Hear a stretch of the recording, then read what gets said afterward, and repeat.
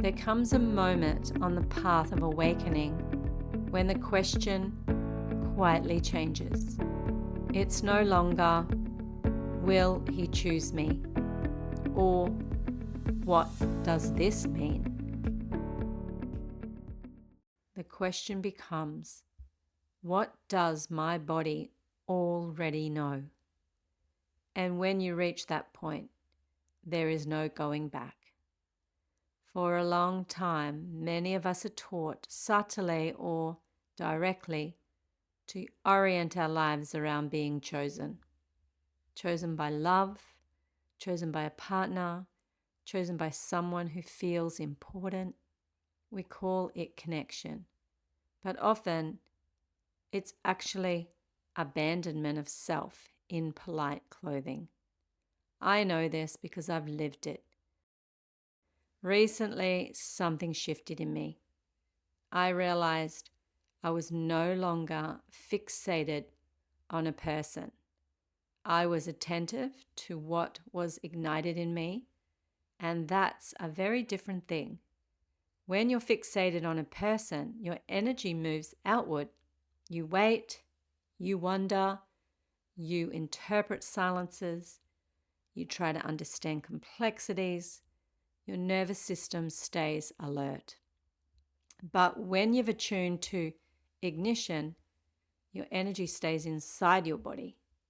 You don't ask, will this work? You ask, what does this awaken in me? And then, this is the key, you don't chase the answer.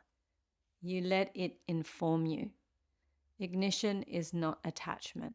Ignition is information.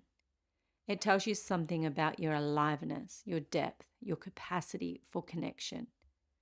But it is not a contract, and it is not a promise. And when you mature into this understanding, you stop confusing feeling with availability.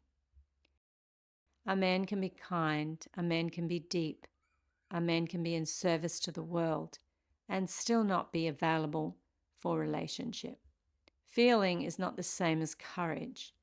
Insight is not the same as action.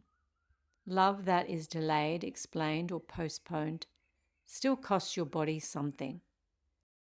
There was a time in my life when I would have said, I understand. Take your time. It's complicated. I said those things because I was still hoping. Now my body doesn't let me do that anymore.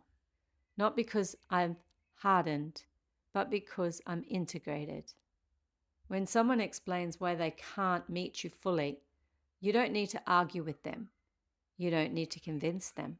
You simply say kindly, calmly, and clearly, I'm only available for someone who is free, emotionally, and practically. And then you stop talking. This is not punishment. It's not rejection. It's self-leadership.